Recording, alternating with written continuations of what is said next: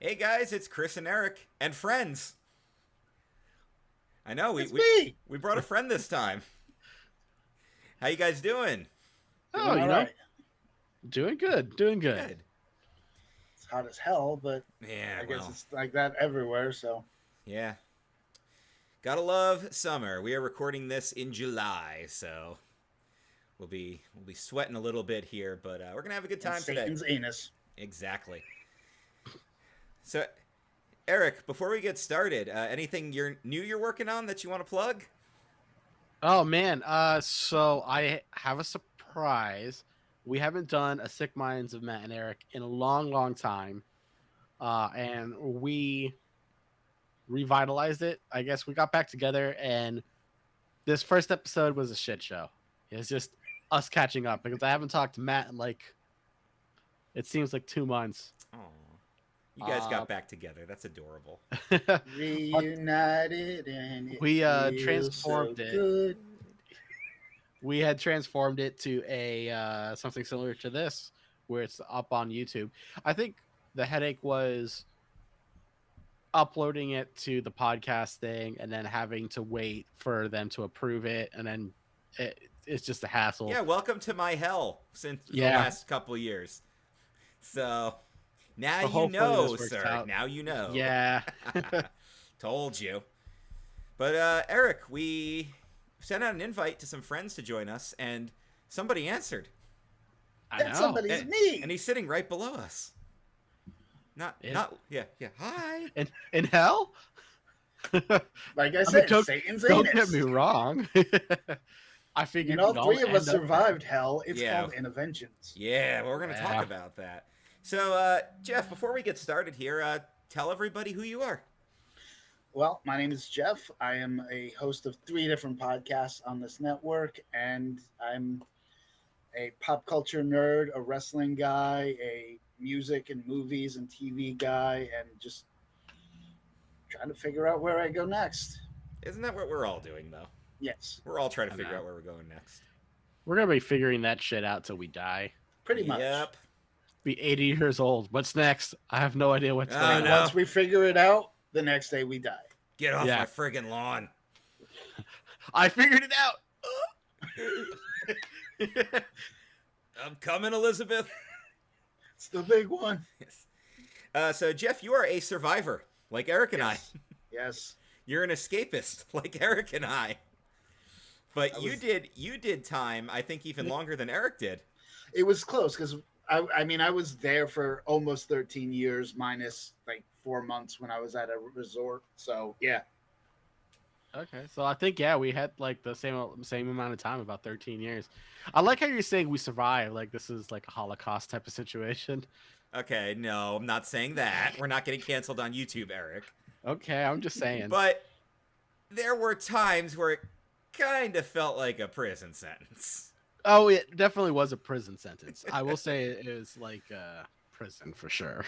We got transferred to a couple different blocks here and there, but... Right? But I mean, you know what? Some places the food was better. Yeah.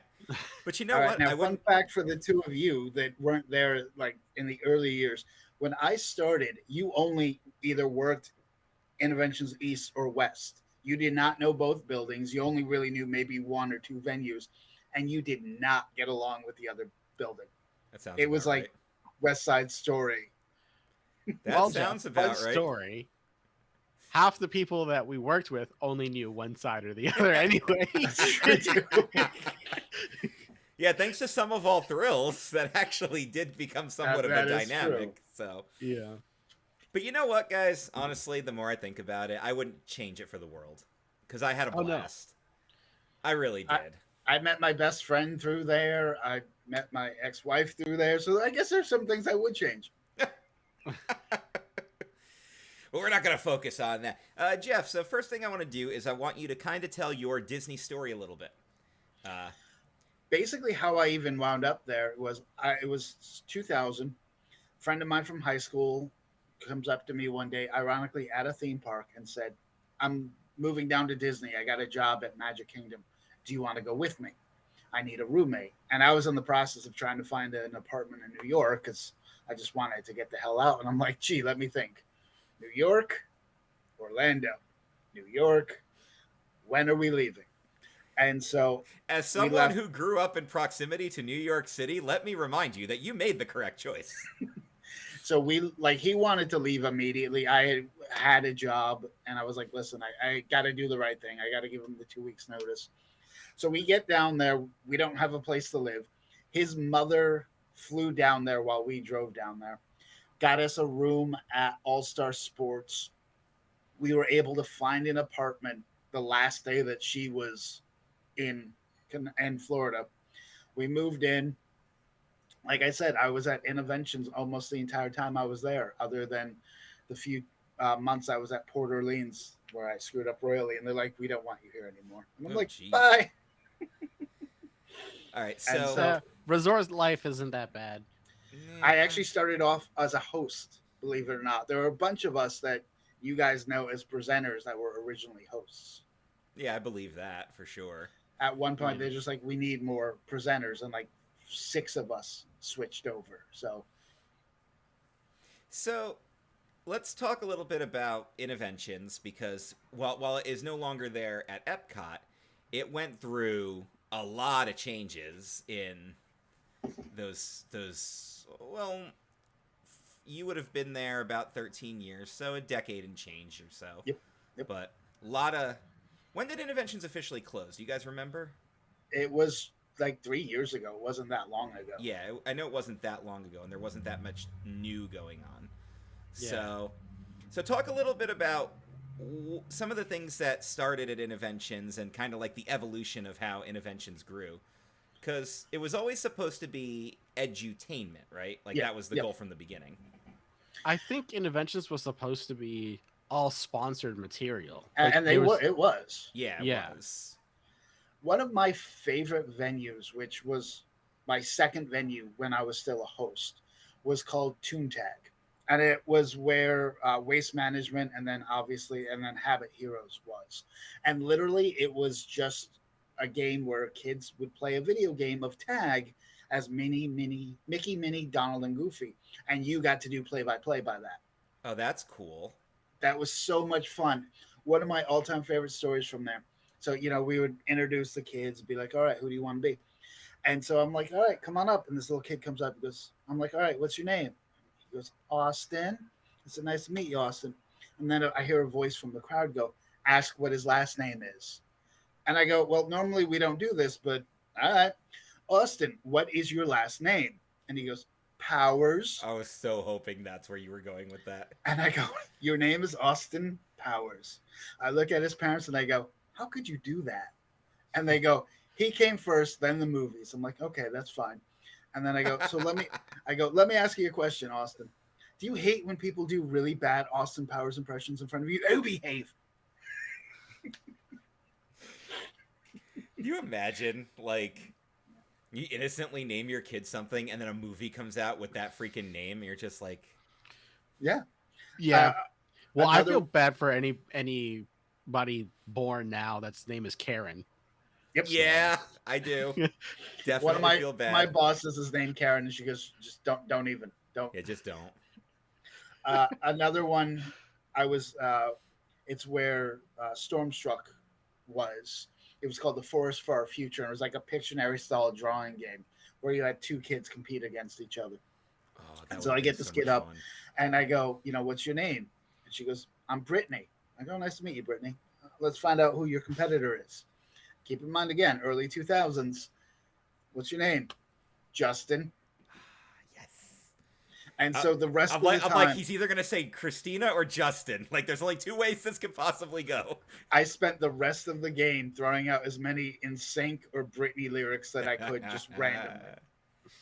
Dude, people used to love that stuff, too. Like, It's fantastic. I remember getting a lot of compliments from guests when we would throw out funny references like that, because they liked that stuff because they knew we were deviating from the script. Yeah. They loved it because of that. Yeah. And that's what makes it sad, is that like they wanted us to move away from the unique like individual stuff and make everything the same across the board. That's what killed Safari for me. I had a very unique safari that I kind of like cultivated myself. And I had one of those ride-along audits where they would come with you on the truck. Mm-hmm. And I did my safari. And when the guy got off, he said, that was one of the best safaris I've ever been on. The guests loved it. You know, and I got all these super high mark praises. And then we had a management switch. Same person audits me like 3-4 months later. And now, exact same safari. And now, here's all the marks of everything I did wrong. And I'm like, yep, this is not fun anymore. We were in space, me and this one guy, and you guys have seen you know the Meow game, right? The Meow From, game. Super Trooper. Yep. Oh, okay, yeah. Yeah, we decided we were gonna see how many meows we can get in playing Mission Space Race. And I think between me and Seth, we got 50. That's insane. Because at one point you have to do stuff because it's so monotonous. You have to do something to entertain yourself as well as the audience. And you could see like the audience counting along at a certain point when they realized what we were doing. The like meow. Yeah. Now we're doing this type of thing. Yeah. Now, if you look behind me at the Mission Space, Mission Space, meow. Yeah. Houston, we have a problem, meow. Of course, for every meow, there's always going to be somebody that's like, hey, check this out, chicken fucker. Yeah, exactly. Do you remember, Eric, you might remember this. Do you remember when Josh and I used to hide purple cards at Some of All Girls? Yes. And then the CPs ruined it because they were By hiding red cards? By hiding red cards, which you can't do. Because the purple cards would be for the little kids to prevent them from doing any of the crazy stuff. So if somebody were to find one, it wouldn't have been a problem. And also, we were good at hiding them because we would hide them like in stuff where you couldn't see them. People were like putting them in obvious places, like on the railing. And I know you guys have talked about how you used to hide things in the House of Interventions. We did that first, but we would actually hide ourselves just to try to screw with the tour guide. So that would have been fun. I would have done that. I would have done that in a heartbeat. We did it where one person would be in the bed, one person would be in the shower, another person would hide in the car at the end, just to see like different reactions. Yep, I would have done that. Yep. Oh, we absolutely would have done that. I actually used the pan and broom in the middle of somebody's tour. That's funny. And then he got me back by hiding in the. I opened the door and all of a sudden he just lunges out at me. I'm like, I came this close to dropping an F-bomb because I did not even know a person could fit in there to begin with. I was like, all right, Greg, you win. We did a lot of stuff to entertain ourselves. Do you remember Kayla? We had a couple of Kaylas. Yeah, this one was obsessed with like David Tennant specifically. Oh, yes, that Kayla. Okay, yes. Okay. There was one time she was given the tour and she had everybody like looking in the direction of the kitchen and she's facing out. You know how you have that glass that was right there? Mm-hmm. I literally went up to the window, did this, looked at her, and she didn't do anything just yet. And then I just went like this. And then her face just turned fucking red. Just beat red. Like, it was fucking fantastic. That's fantastic. Yeah, so Paul used to hide piggy stickers in the greenhouse, and his favorite spot was right in the toilet of the future. So when the toilet rose, you did like the little auto thing, and the toilet rose up, there's a freaking piggy bank sticker right there staring back at you. And then he also used to take the wristbands that you would get from Habit Heroes. Mm-hmm. He would tie them into knots, so when you open up the thing to hand up the wristbands, they would all be ready to hand out to the people, but they would be tied up in knots. And we would be in the back room waiting to bump the person out. And I don't remember who it was. It was one of the girls. But we hear her open the thing, and we hear her just freeze for a second, because we know we threw off her entire script. And then she starts getting the next lines, but she's completely thrown off and flubbing it. And Paul and I are giggling because we knew we got her. So, of course, as soon as the show's done, we walk out. She turns around. She goes, "Which one of you?" And Paul, without hesitation, is, of course, like, "Yeah, me." But I still actually have one of the Habit Hero bracelets. Yeah, I do. I have so much stuff I collected from Interventions. I've still got the cards, the actual like scanner cards. I took some home. I find Disney pens every now and then. Oh, And I'm just like, how the fuck? It's just like another one. Like, where the fuck did this come from? And that I means still have all my old, or not all, but most of the magnets. I still have like 5 or 6 different name tags. You know the best part is that means all that stuff followed us out of Orlando. Like the more we find this crap. I look at it this way, like I've been now, this is my second state since Orlando, and I'm like, I know I have to take this with me. Yeah. Like there are certain things that got left behind, but I'm like, this, as weird as it is to keep, because what am I gonna do with a Stormstruck patch? I'm not gonna wear it anywhere, but I'm like, no, I need to keep this. Yeah, I still have stuff like that, yeah. So now there were 2 venues that I absolutely loved at Interventions. One as a host and one as a presenter. My favorite host venue was when IBM had the build your own video game, where the kid would get into a capture device. Yep. They would capture their motion, and then they would actually play a game of them doing the motion. Yep. That was a lot of fun. And then as a presenter, I always loved the Where's the Fire venue. Oh, without a doubt, Where's the Fire was Yeah, my I think favorite that was thing, everybody's and I favorite. rarely got there. Yeah. But there's actually a picture of me hugging the Where's the Fire house because I was so happy I actually got it.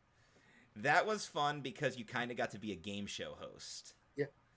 And that was the one where we all got in trouble because we all did this. Paul started it, and then I did it, and then I got the lecture. But we started okay, so for people who don't know, and Where's the Fire, the idea is there's all these different rooms in the house. You'd go up with a flashlight, and you would shine it on an object that's a fire hazard. And if you found all the fire hazards in the room, you would get points. You'd move on to the next one, and there were 2 teams on each side of the house competing against each other. Pretty much, that's a fair summarization, right? Yep. So,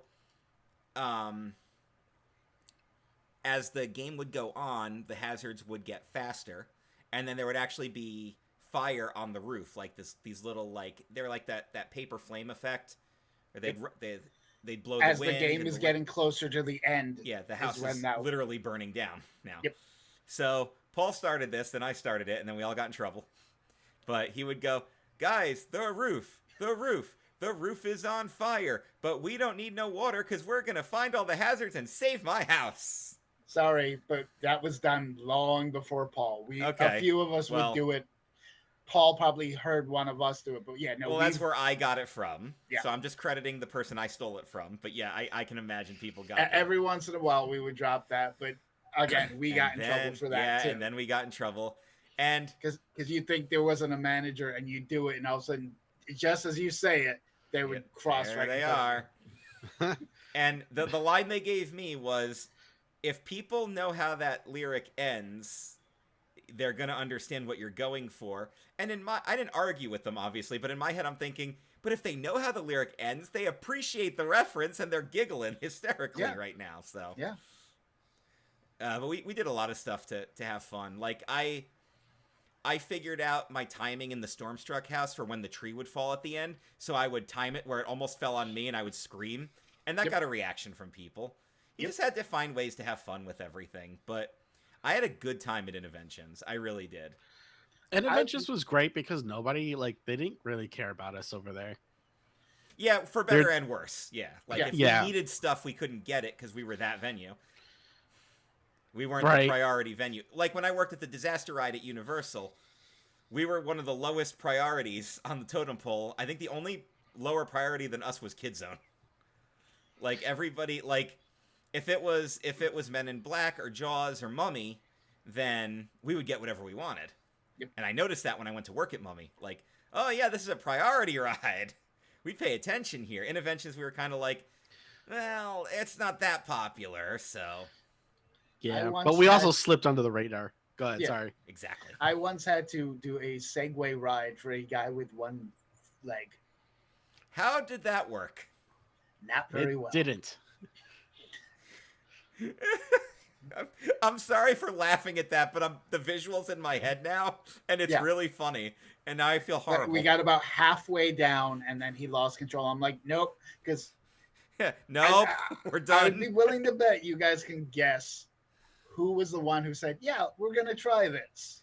I know, the one who always did Segway. I'm not even going to say their name, but I know who it is. Yeah. Okay. And I'm like, I looked at him, I'm like, you can't be serious right now. He goes, you'll be fine. There was one main person who did Segway. He just wanted to do it because he wanted to see him fall. And so we got about halfway down, and I'm like, nope, sorry, sir, we tried, but it's not. I'm not going down this way. Nope. Do you guys remember when Segway was like the it thing, and everybody was convinced it was going to be the big thing, the new way of transportation, and they were going to actually... That's why it was entered to Interventions. Yeah, because they were going to plan cities around the invention. Yep. Well, I'm glad they didn't. Well, actually, they kind of did. Times. They hold on. If you go to Segway.com, they got a bunch of shit. Like what? Yeah, like in the house there used to be one. There was a wheelchair designed by Dean Kamen that would then use the gyroscopes. They're no longer doing like, I mean, they still do, right? But that's not their focus anymore. Now they're like really big on the whole electronic vehicle type of thing. So they got scooters, they got golf carts in there, any type of like personal electric vehicle and robotics, they're on there. It's on there. I've actually strongly considered getting like a cheap electric scooter.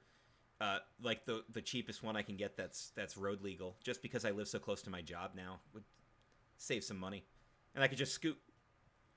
You guys will appreciate this. Like, it takes a lot to get fired from Interventions. We had a guy who... Does it though? Think about it though. Yeah, I know. We had a guy who it wasn't even his break, changed into street clothes, took a Segway from Segway Central, drove to International Gateway to let people into the park, and then come back. Do I know this person? No, this was long before you guys got there. Okay. But I'm like, and then he's like, I don't understand what I did wrong. You don't? That's awesome. So I'm not saying any names, obviously. Not that any of them are going to watch this anyway, but I do remember one person who fell asleep in the bug tunnel and was still working there when I was there, so. We also had somebody have Mike's Hard Lemonade in his locker and then use the excuse, I did not know it was alcohol. Also a host. I got nothing. I'm not saying nothing. I got nothing. I saw, again, in the 13 years I was there, I saw some stuff that I'm just like, you really can't be that stupid, can you? Oh, you are. Okay. Oh, yeah. No, you are. You are. Yeah, you are. So here's something that I actually remember as an Interventions memory from before I was working there. We were down in 2000 because it was doing the big, the 2000 anniversary special. The Millennial. Disney. Yeah, the Millennium thing. And there was something, my parents went to do something that I wasn't going to be interested in. And I was a teenager. So they dropped me off at Interventions in the section where you could log on to the internet with AOL. That was my first venue. Yeah, which was like the big deal, right? Like, we're using the internet. So I was like, I'll just go surf the internet while you guys do your thing. And I had my Disney snacks, because of course I did. And I just sat there and BS'd on the internet until they got back. I don't, for the life of me, remember what they were doing, but I distinctly remember that. And I always kind of got a kick out of that as a thing that... There were a lot of sports games, so we would actually, because that was my first venue, when there was nobody there, we'd have tournaments amongst ourselves, especially in the bowling and the home run derby. Which is awesome. Also, that was when Interventions was open till 9. And so a lot of times parents would leave their kids at Interventions so that they can go watch the fireworks and expected us to babysit their kids until they came back. And so we'd usually have one person who would just be at the east entrance with all these kids until all the parents came back to pick them up. I'd be so mad. Oh yeah, it happened to me a few times. I'm like, I'm not, this is not what I'm getting paid to do. But especially if we were out at 9 and we would have to stay until the last kid was picked up. I would have just said, guys, we're I'm closing. glad we changed Step that. outside the door, and boop. Yep. Unfortunately, it changed after 9/11. That's why. Yeah. Because the first few months after 9/11, literally, there was like maybe 2,000 people in the park. Oh, yeah, I remember that. As a high. So. You treated kids as unattended bags. Yeah, pretty Like, much. Who's this belong to? All right. I used to love that analogy, too. Like, this happened when I was training at Universal, where they're like, all right, guys, so newbies, there's going to be 5,000 people in the park today, and you see them all kind of look at each other like, whoa, that's a lot of people. And then they'd look at us, and we'd be like, 5,000? Hell yeah! Because we know that means everything's a walk-on all day. Yep. Yeah. Because we know what the numbers actually mean. Like, I remember when they would be like, all right, today at Epcot, there's going to be 18,000 people, and, like, the new CPs would be like, whoa, 18,000 people. And me and Eric would be like, oh, this is going to be good. It's like a 5-minute wait all day. My friend and I invented a game when we were really bored after 9/11. We would sit there on the road to tomorrow and flip coins, trying to get it to land right in like the line, just to see if we. And so we thought nobody was around. And this guy comes up as we're flipping, and he goes, she won. Also, where's the bathroom? Right there, sir. And yeah, she won. Oh, that's great. All right, Jeff, I'm going to put you in the hot seat now. Bring it on. I'm going to ask you a couple of Disney questions. Okay. While Eric plays with his kitty. Hi, kitty. Did she pet your hand back? That's so cute. Yeah. I love cats. Mine are nowhere.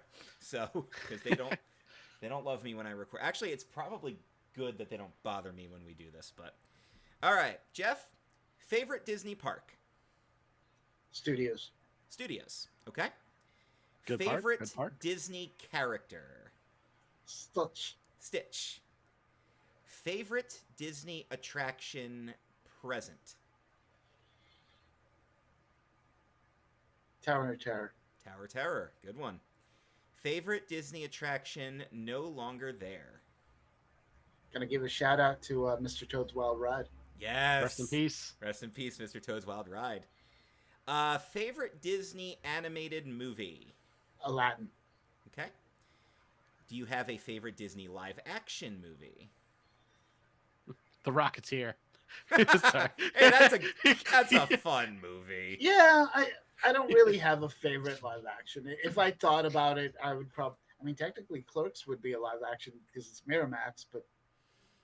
If we really want to break it down, yeah, I guess we can go with that. I wouldn't say I have a favorite movies or live something. action. Yeah, probably Pirates 1.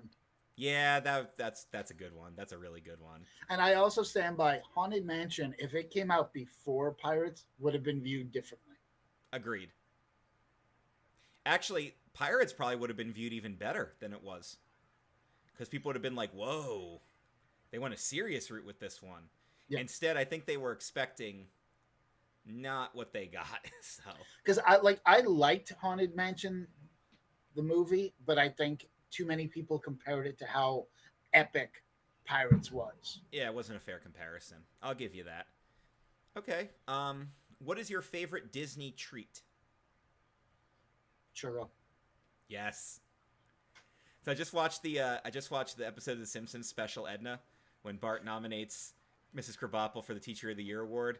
And they're like, we're going to Orlando, Florida. And they're all taking guesses where they're going to go. We're going to SeaWorld, Disney World, Universal. And then Homer goes, oh, no, I know where we're going. And it's the Epcot Center. He's like, oh, God, it's even boring from the plane.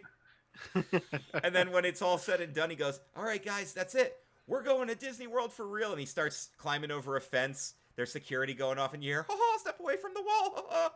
He gets to the other side, and you hear him go, oh, it's so beautiful. 1 churro, please. That'll be $14. Oh, and you just hear him scream in agony. There needs to be a collection of TV shows that were Disney themed. Like there was a great Boy Meets World episode where they went to. I have an idea for my Plex. Thank you. You're welcome. I have an idea. Wasn't there like a Full House episode as well? Yeah, I think so. There's a great Modern Family episode when they go to Disneyland. Especially because the whole time Jay, Ed O'Neill's character, he's just like, come on, guys, let's go see the Lincoln thing. He's talking about the Hall of Presidents. And my sister texts me. She goes, "Is that not our father?" My dad loves the Hall of Precedence. I just remember the Boy Meets World. You don't actually see interventions. The closest you get is the fountain, That's but on still the pretty good, yeah. opposite side, so you can't Like see. where Club Cool was? Yeah. Aw, Okay. Club Cool. Okay.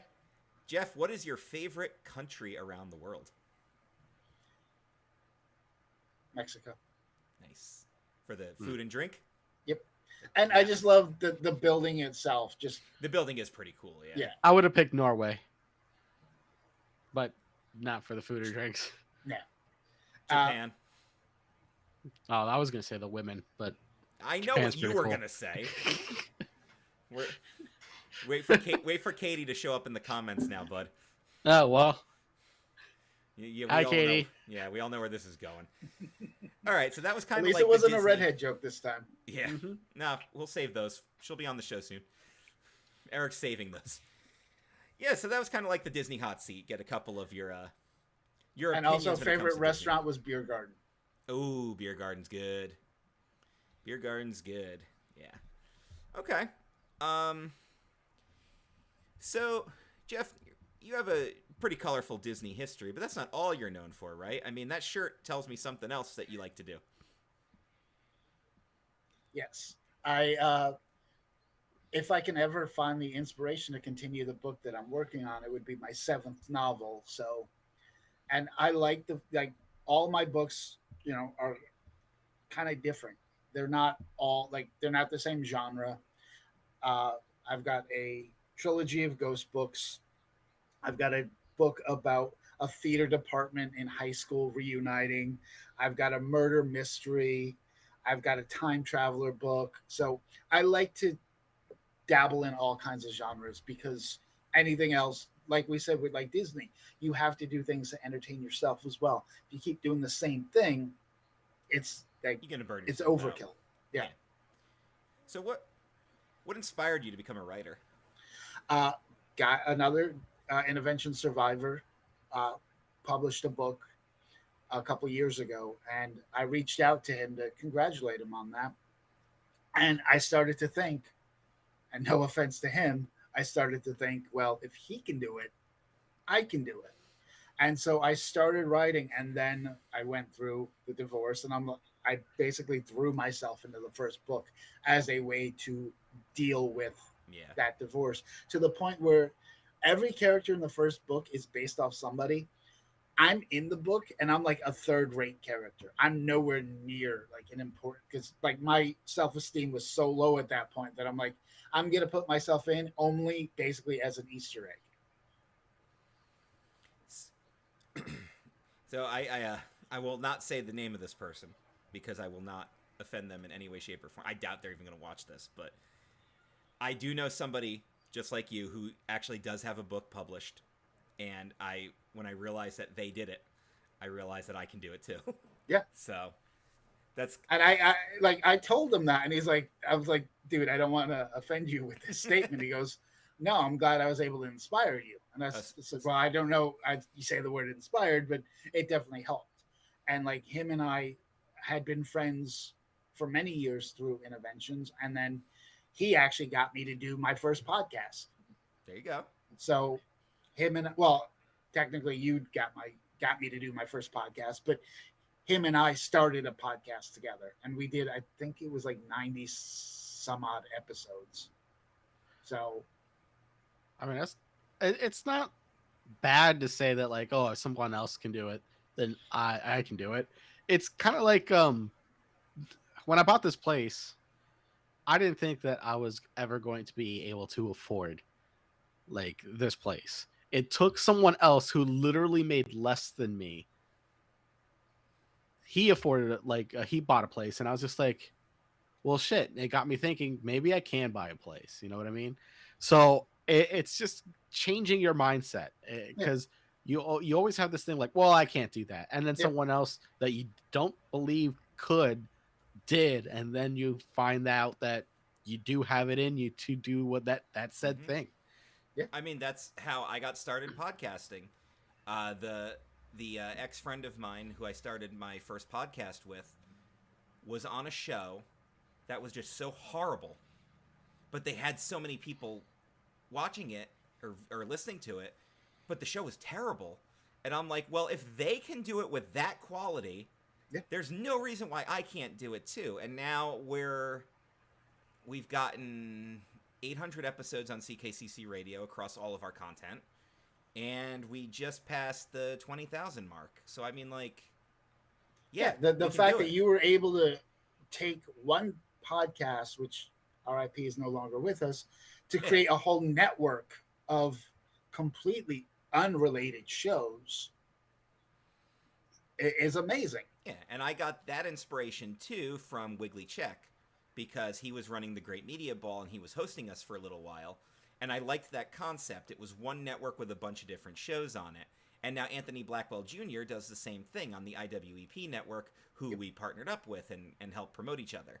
So, like, yeah, it's a cool thing, and that way you get a bunch of different shows. You subscribe to one channel, you get different shows, and then shows kind of come and go as people get inspired by them. And then sometimes you come up with a concept, and then you're just like, this would work better as a video show. And now, here we are, Eric. Yep. Where have I heard that before? Yeah, I know. And then Eric was like, you know what else would work as a video show? Sick Minds of Matt and Eric, now back on YouTube. Yeah. So there you I go. need to get that link and link it. I don't know if he uploaded it yet or not, though. You've got an episode up. I know, because Oh, so maybe he did. Yeah, Oh, did you? I was watching it, yes. Oh, okay. It's the first time I've seen Matt on camera. Yeah, he's actually a lot skinnier now. Good for him. Yeah. I am too. I got fat. Yeah, all right, let's move on. Oh, we're not going to talk about that? Okay. Fair enough. Let's move on. All right, so Jeff, you do 3 shows here on CKCC Radio, and I want to kind of talk about them a little bit. Let's save the big one for last, because you know which one I'm going to save for last. So let's talk about your movie review show, your newest show. Yep, Reviews by Jeff. I kind of do whenever I feel like it, and I'll probably actually do one after this where I talk about the new Thor movie. And I'm a movie guy. I've always, like, one of my first memories was learning a swear word from Back to the Future. The first swear word I ever said was bastard, that I learned from Marty yelling at the Libyans. And I remember watching it on a VHS tape in my old house and walking right up to my brother and just calling him a bastard. For those of you that don't know, VHSs are kind of like like big SD cards that use like magnetic strips. All right, continue. Hold on, I got to get my ibuprofen now for my back. Thanks, Eric. So, and then I immediately got slapped by my father for it. And so I've loved movies ever since, because it's a great escape. No matter what's going on in your life, you know that you've got a movie that will just distract you from whatever it is. And it may not be a big blockbuster movie. I love movies that are not blockbusters. Mm-hmm. I'm going to do a couple reviews by Jeff of movies that I don't think a lot of people have even heard of. If I say the movie Beautiful Girls, do you know what I'm talking about? Nope. Great cast, including Natalie Portman in probably her second role. It's right after The Professional. Matt Dillon. Yep. Matt Dillon, Rosie O'Donnell's. Like, there's like 8 people that you're like, oh, Mira Sorvino. There's Uma Thurman. All these people that are in this movie that nobody's ever heard of. And it's about a high school reunion. Okay. One of my other favorite movies is one that I think more people know about, Almost Famous. Yeah. Yeah. I mean, that's a movie that I could watch over and over again. I haven't seen it in years, and I now own 2 different versions of it digitally just because one's got the bonus features. That was the movie why I got a DVD player, because I wanted, like, VHS tapes only had the movies. When DVDs came out and they started having special features, my mind was blown. I'm like, we're going to get, commentaries and deleted scenes and all these extra things that we would never have seen. So I'm just like, I love, like, movies. To me, I'm working on a project right now where I'm going to try to watch 50 movies this year, where it's 55. It's No, it's 50. 30 movies I've never seen and 20 that I have seen. And I'm almost done with that project. I'm like, maybe I should, up the numbers a bit because I'm almost done with it. With Thor, I think I'm now at like 20 movies that I'd never seen before. So So about doing something like that maybe next year, where I'm just gonna track all the movies I watch in a year, and I'm just gonna watch a bunch of movies. Not a set number, but if I'm hankering for a movie, I'm gonna sit down, I'm gonna watch it, and I'm gonna write down what movie I watched and see what I watch in that calendar year. And I'm also ranking many the of them I new did. movies that I've seen. Yeah, And I think the best movie that I'd never seen before this year has got to be Rear Window. That is a good movie. I was absolutely blown away by that movie. That's a great movie, yeah. So yeah, that's a Hitchcock film. Yep. Because I'd only seen one Hitchcock movie my entire life. And well, I mean, I'm only up to 2, but because I saw my parents showed me The Birds when I was young, because that's a good idea. Yeah, of course. That won't what develop a a fear at all. Because we all know how much birds are. Yeah, birds suck. Birds do suck. Have you ever seen Psycho, the original Psycho? I've not. Yeah. That's gonna be one. I own it now, and I'm saving it for October. There you go. You're gonna like that one. That's a really good movie. I've got that saved. I've got North by Northwest saved. I've got a couple other like great old movies that I have not seen. North by Northwest. I seen that, but that was some time ago. Yeah. So that's another one. Yeah. There's I just realized on HBO Max there's an old section. There's a TCM section. They just put like the TCM movies, which is awesome. Yep.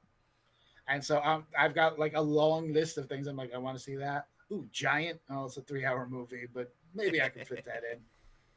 Well, there was a concept that Dan and I were working with early on in the YouTube days, where we were going to do the cinematic triple threat, I called it, where we'd watch 3 movies and then we would pick a winner out of it. And we did the classic one where we watched Casablanca, Gone with the Wind, and Wizard of Oz. Wizard of Oz. I think I picked Casablanca. I really liked it. I liked Gone with the Wind a lot, but damn, is that a long movie? Yeah, because length does matter in a movie. Yes, absolutely. Like everything these days has to be like a 3-hour movie, and they don't all have to be.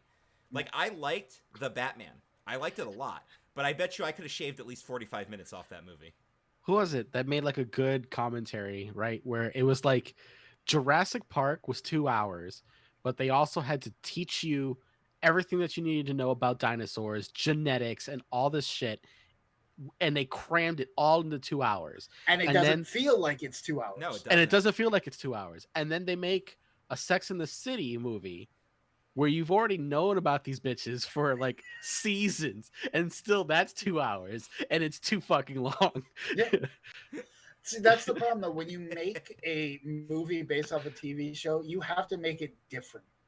I look at like the Entourage movie was basically just 3 episodes of Entourage in one. Same thing with, I would imagine, never watched Sex and the City, but I would imagine those movies feel like they could have just made it an episode. I feel like if you're going to make a movie out of a TV show, it should be no more than 1.5 times, or sorry, 2.5 times the length of the actual of a normal episode, because you can always like make it into or break it into sections as a special event or to be continued part of that show. Yeah. And for the love of God, I'm speaking from anime terms. If you make a movie from a TV show, make it fucking canon. Yeah. No, why would they do that? Like, no anime movie is canon. Did you just call out every Dragon Ball Z movie ever made? Anything based off another property should be canon, because you're going in to watch that because you're a fan of the original series. So to have something not be canon is pointless. Same thing with a book. Yeah. Now, I will say this though. No matter what the TV show is, if you are making a movie out of it, spend 5 minutes of your runtime explaining to people who may not have watched the show who these characters are, because the movies do reach different audiences that way. Yep. And there are like critics who review movies, And if they're watching something based on a TV show they've never seen before, they want to go in and be able to experience it. And if you have to have watched the entire series beforehand, then you're only appealing to the fans and not a wider audience. And of course, you want to throw in your Easter eggs and everything and your references that the fans are going to get. Mm-hmm. But like I asked somebody about this because I haven't seen it yet, but I asked somebody about the Uncharted movie when it came out. And I said, do I have to have played the games to understand the movie? And they said, no. You can still enjoy the movie, but there are references that you won't probably appreciate as much because you hadn't played the games, but they're there for us. And I said, that's fair. That's perfect. Like, that's what they should That's do. going to be on Netflix next week. Yeah, so... Is it? Okay. Yeah. Yeah, so I'll be able to watch it, and then I can formulate an opinion on it, which is cool. Yep. To kind of case your point here, because I've brought this up before, the other thing about TV shows being made into movies, and I'm going to give 3 examples here, is all about the timing of when you make it into a movie. And the 3 examples I'm going to give are Simpsons, Beavis and Butthead, and South Park. Simpsons movie came way too late. Yep. Because The Simpsons was already on that downhill trajectory, and it was never going to live up to what it was. South Park movie is a lot of fun. Came way too early. Because they hadn't even developed Butters as a character yet. And now if they did a South Park movie, which they're kind of doing on Paramount Plus, they're so much more entertaining because they have so much more to work with. Between all the kids being developed and just Randy Marsh. Just Randy Marsh being the greatest fictional character of all time. They could literally make a movie about Randy Marsh at this point. They could. And it would be amazing. And the kids are just background stuff. I would buy it without seeing it. Like, if they just released a DVD, I would go out and buy it tomorrow before I'd even see it. I bought Jay and Silent Bob Strike Back without actually seeing it, by the way. Yep. Oh, you know what? I've actually done the same thing. I've done the same thing for that same exact movie. Jay and Silent Bob. But I have a feel. Yeah, Strikes Back. Yeah. I missed it in the theater, but I bought it as soon as it came out on DVD because I'd seen the other 4 movies and I knew I was going to like it. So I just bought it. Yep. I didn't realize that it was already out. That was my thing, and I completely missed the window. So it's just like, fuck yeah, boom, bought it. There you go. But yeah, no, if I walk through Walmart right now and I just saw like South Park, the Randy Marsh saga, I would be like, yeah, I don't know what this is, but I'm fucking getting it. Yeah, come on with me. Yeah. Beavis and Butthead got it right. That movie came out at the perfect time. The show was at a popularity peak, hadn't yet overstayed its welcome, and they somehow didn't just make a long episode. They made a whole adventure out of it. And I hear the same thing about the Bob's Burgers movie is similar. Yeah, I've heard that because it's still popular. It's a little bit different than the TV show, but not enough that it detracts from it. Right, and I've heard that too. So, and that's going to be on Hulu soon too. So, and that's the thing. Like I've heard Seth MacFarlane go, "I'm going to make a Family Guy movie," and I'm like, "You already did the Stewie Griffin Untold Story," and it was actually pretty good. Because your show went downhill real quick after that, so stop touching your own stuff. Stop. Just everything you're doing, just stop. So yeah, I think that's the key, though, right? If you're gonna turn a medium into a movie, you gotta do it in that right way. And I have high hopes that the Mario animated movie, which I'm actually hearing might be exactly what we've always wanted from a Mario movie. And if it does well, Nintendo might finally give us that other stuff that we've asked for. The Zelda movie. Well, I look at it movie. this way. They can't do any worse with the Mario movie than we've already seen. Yeah. And I've read the history it's on automatically going to be the best Mario movie The worst thing is... I mean, talk about setting a bar pretty low. I know. That's such a low limbo bar, I can just step over it casually at that point. Yep. But that's the thing, right? Is like, if you've ever heard the history of the Mario Brothers movie, if we got the original Mario Brothers movie that they wanted to do, we might have actually gotten something halfway decent. Yeah. Instead, we got a jumbled mess of a comedy. And also, and somebody else pointed this out, and it might have actually been either Dan or Eric on the Nerd Table. Take out Mario from that movie, it actually wouldn't have been a bad movie. It had an interesting concept, and it had some decent comedy. But what were we comparing it to? So, right. And I think that's a thing, too. But yeah. All right, Jeff, movie hot seat time. Ready? Bring it. Favorite movie of all time? Clerks. The only movie I've seen twice in one day. Nice. Least favorite movie off the top of your head? Gonna pick a movie I'm gonna get a lot of hate. Bring it on. Okay. Pulp Fiction. Could not finish the movie. Oh, I would have said Napoleon Dynamite. I never even tried that one. But in college, it was on the TV show, on the TV channel we had, and I'm like, everyone talks about this movie. I'm gonna watch it. I got halfway through, and I'm like, I'm bored out of my mind. I don't even care about any of these characters. Click. Pulp Fiction is either like everybody says it's one of the best movies ever, or they say exactly what you just said. I don't know any middle ground on Pulp Fiction. No. It's one of those movies, right? See, my least favorite movie of all time is a movie I forced myself to finish because my rule is I have to watch the whole movie to properly judge it, and I knew I was watching the worst movie I'd ever seen in my life. I'm actually going to give you two because one of them is not mainstream, the other one is. So that way people can appreciate it. But that Escape from Tomorrow movie, the Disney horror movie, the black and white horror movie where, like, it was the worst piece of crap I ever saw in my life. I couldn't finish it the first day. I actually did finish it the next day because I was like, I want to be able to properly say this is the worst movie I've ever seen, so I have to see at least how it ends. And it was such a horrible ending. I'm like, okay, we got this. Now, got an answer to the question. How mad would you have been had you made it to the ending and the ending made the movie amazing? I wouldn't have been mad at all. You would have, like, you sat through all that shit thinking this is the worst piece of shit I have ever seen in my life. I would have said, I'm really glad that I finished this because that was a good ending. Okay. But, my God, no, it wasn't. He turns into a cat and dies. What Spoiler alert. Spoilers. Oh, I don't give a crap about spoiling that movie. If you ever see a copy of it, burn it. Worst mainstream movie I've ever seen in my life was Sausage Party. Oh, God. Oh, my God. It's God. so funny. I hated that movie to death. I am sorry that you even attempted. That's one of those movies. I watched the trailer and I'm like, why? Why is this a thing? Well, I gave it a shot because I'm like, okay, there's funny people in this. It's probably going to be really raunchy, but it wasn't. It was trying too hard to be raunchy. There's a difference between raunchy being funny. Okay, we'll go back to this again. This is why South Park's better than Family Guy. South Park's raunchy, but it has a reason behind it. Family Guy's doing it for the shock value. Yep. That's why I ended up hating that show Drawn Together. Because the first season was so clever and so brilliant, and then they just ruined it. Yep. I loved the first season of that. The first season was brilliant. And then they just went for the raunch. So, all right. Favorite actor and actress? I would probably say my favorite actor, I've got two. Jim Carrey and John Cusack. Okay. Good choices.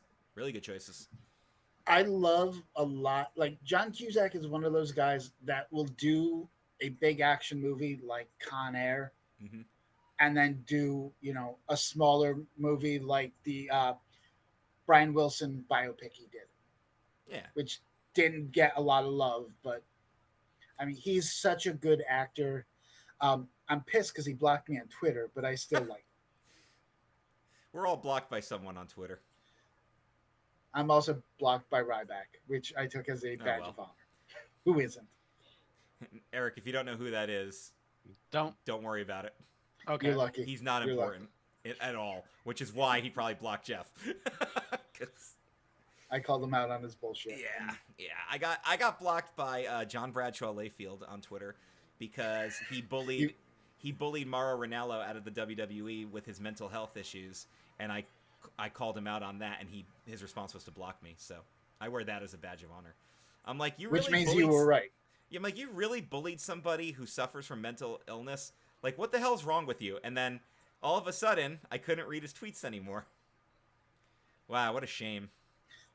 Favorite actress? I don't know that I really have. I'm going to say one that I'm sure Eric will appreciate. Emma Stone. Yep. I know Eric loves Emma Stone. That's why I said he would love that. Yep. Okay. Do you have an actor or actress that, if they're in something, you're just like, I can't see this? I don't really think so, because so many, just like with musicians. Most actors and actresses will branch out to do something different. Like I look at The Lost City, which I want to see because again, Brad Pitt in a comedy is rare. Yeah, true. And same thing even with Sandra Bullock. She doesn't do a lot of comedy. She's done a few here and there. And of course, then you've got Channing Tatum, who pretty much only does comedies now. But even that was a shock when they announced he was going to be in 21 Jump Street. Everyone scoffed at that because here's just this pretty guy that probably can't be funny. And then 21 Jump Street to me is one of the funniest movies there is. Yeah. Oh my god, yeah. Well, I mean, When he finds out that it was his daughter. That's in 22, Oh. but yeah. Well, Oh yeah. look at some of those some of the negative reps that actors get just because of things that they're in. Robert Pattinson in Twilight. He's a great actor. You can't judge his performance from that. Hayden Christensen in the prequels.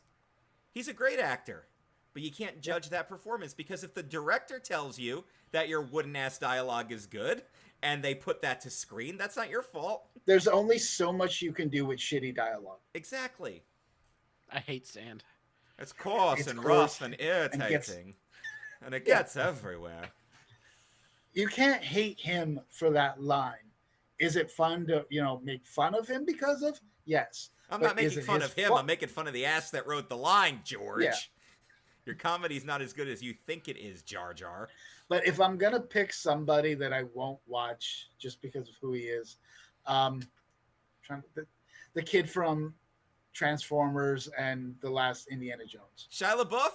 Shia LaBeouf. Are you running from your life from Shia LaBeouf? And also, I cannot stand Timothée Chalamet or whatever the hell. Oh my god. I've seen one movie that he's been in. Okay. And it's not even one of, that's like, he's I don't a even know who that sec- is. At least I don't think I do. He's going to be the new Willy Wonka. Oh boy. Oh boy. Okay. Yeah, now I gotta look it there's up. a prequel for Willy Wonka coming out next year. Oh, cool. I'll file he- that under he things was- I don't want. He was in Call Me by Your Name. Did you see Don't Look Up? I have seen Don't Look Up. Yeah, that's the one movie I've seen of him in. Okay. But he comes off as so pretentious that because he's like, oh, I'll never be in a superhero movie.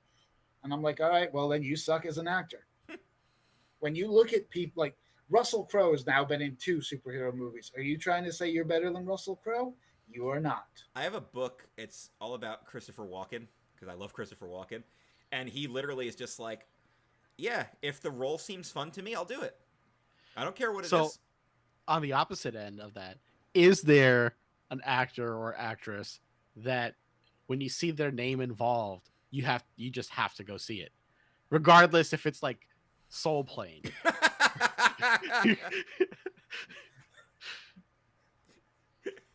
Anyone in Soul Plane, really? No. I don't think there is because again, like I said, Jim Carrey's kind of retiring. John Cusack's kind of done more direct to video things than he's actually in major releases. I would probably say like Ryan Reynolds Yeah. because it's fucking Ryan Reynolds. I mean, Speaking of good comedy, Sandra Bullock was in The Proposal. Yep. That's a Yeah. great comedy. because really, when you think of Sandra Bullock comedies, you've got that and you've got The Heat, and that's really it, and The Lost City now. So but The Heat's a good movie too. Like, exactly. yeah. I'm saying she should do more comedies because She she's should, good yeah. at it. Well, it's like some actors will really surprise you, like with their range. Some of the best actors. That's what makes a great actor. That's why I've said that I believe Tom Hanks might be the greatest actor living right now. Yep. Because look at everything he can do, and do well. He can play any historical figure if you just put him in the role. He can bring fictional characters to life. He can do great voice acting and be hysterically funny. And then he can invoke all these emotions from you. All right, see, here's my challenge to you. Name a bad Tom Hanks movie. I can't. It The would have Circle. to. Okay, well, I haven't seen that, so It's what? The Circle. He did The a Circle? movie with Emma Watson where he's like this evil, like he's an evil CEO, like of a cult of something. Like it's so weird to say that about Tom Hanks. But yeah, everything he does. One of my all-time favorite movies is That Thing You Do. Mhm. And I love that movie. So, and to go from a sitcom actor to the biggest actor in Hollywood, you don't see that often, and especially the length of his career. Mhm. It's easy to say, oh well, Jennifer Aniston did it, and what has she done of quality lately? I've only known like really three: Jennifer Aniston, Tom Hanks, and like Will Smith. Yeah. And now Will And then- Smith is tainted. Well, yeah, slap. Yeah. What the five fingers say to the face? Oh, and Jim Carrey, because didn't Jim Carrey start Yep. off as? Yeah, Okay, so yeah, Jim Carrey as well. Well, I mean, think about it. Like, if you're watching Mork and Mindy, and you're like, look at this goofy guy in the rainbow suspenders. Yep. Like, you think he'll ever become a big actor? Well, think about Happy Days. Did anyone think that Ron Howard would be a huge director? I know, right? That's a good point. That's a good point. He lives in Vince McMahon's neighborhood. Yeah, like it's a great point. Yeah, I mean, and again, like Robin Williams, think about the range he has. Yeah. Watch Aladdin and Mrs. Doubtfire, and then go watch Good Will Hunting. And it blows my mind to see how amazing he is in a serious role. Like I'm just gonna say, Captain, my captain. Captain, my captain. Ah, you're gonna make me cry. Yeah, Fucking there you stop go. it. All right. One last movie question. Do you have a franchise that you're a big fan of? MCU. The MCU. Okay. I'd like to say they haven't made a bad movie, but I did see the Eternals, so I saw Thor: The Dark World. It's okay. yeah. So have I paid money to see Thor: The Dark World. Thankfully, I at I least didn't waited see until that one, Eternals so- came on Disney Plus. Yeah. Eternals isn't that bad. Eternal should have been a It's series. not. It's just yes, I agree with that. Eternal I will should- say Eternals this. should have been a series because you need more background on the Mhm. characters. I will say this. Visually, it is the greatest MCU movie. Just cinematography wise, greatest movie. There you go. But there were too many characters, and just I don't know if it realized it was a DC or a Marvel movie, because there was almost as many DC references as there were Marvel references. It was a mess. Again, too many characters Yeah. Oh, for one movie. That's- Without having like, I feel like Avengers also has too many characters, but they all have their own standalone movies. Yeah. yeah. They were So- introduced before that, so we knew who they were. Yeah, it was a good combination. So Okay, that's what it should have been. I actually do have one more movie question. Do you have All a right. favorite director? Kevin Smith. Yeah, I was gonna say Yeah. For me, it's Kevin Smith and it's Cameron Crowe. Cameron Crowe. Okay. Kevin Smith and Movie Robert Bowl. Zemeckis, but he hasn't done anything like No. in a long ass time. Okay. Jeff, you're also a big music guy, and you came up with the concept of ranking tracks, where you will listen to an album, and you'll rank each song on the album from your least favorite to your favorite. And this has also helped you to discover a lot of music, too, and you've actually listened to different artists and different genres that you wouldn't necessarily consider, which is cool because it kind of branches out your music taste there. Yep. But tell us a little bit about where your music taste comes from, because I think we all have like that story. Like my sister made me a mixtape of her favorite bands, and on it was Metallica, Foo Fighters, Beastie Boys, and it shaped my music preferences. I told this on, I think, the first episode of Ranking Tracks. The first thing I remember about actually listening to music, I actually had a vinyl player in my room, and there was vinyl records downstairs. So I went and grabbed a bunch and just started listening to them. And one of them was this band called Mirror Image, which I knew nothing about. And I'm like, this is cool. I like this music. And my dad shows up in my doorway and he goes, if you like this, you should hear the original. And I said, what are you talking about? He goes, this band is what's called a cover band. And they just recreate a famous musician's music. Let me get you the original. Mirror Image was a Billy Joel cover band. And he's like, here, listen to this instead. And I just remember listening to Billy Joel for the first time going, this is awesome. And so I'm always going to be a classic rock guy. If you listen to my podcast, almost half, if not more, have been 80s music. And I'm trying to actually step away from that just for a little bit because it's so like I've listened to 80s albums 15 more times than any other decade. And I'm like, all right, I've proven I love 80s. Let me step away. And so I'm not going to listen to an 80s album and rank it until October.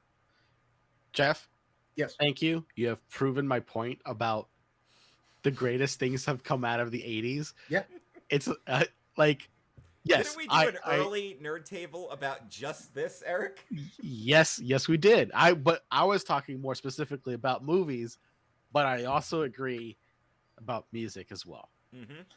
So I remember when I came up with the concept, I was sitting at a restaurant which is no longer there, closed because of the pandemic, and I'm like, I was listening to an album. I'm like, nobody does this anymore. Nobody listens start to finish, and I said, I think that would be a cool concept.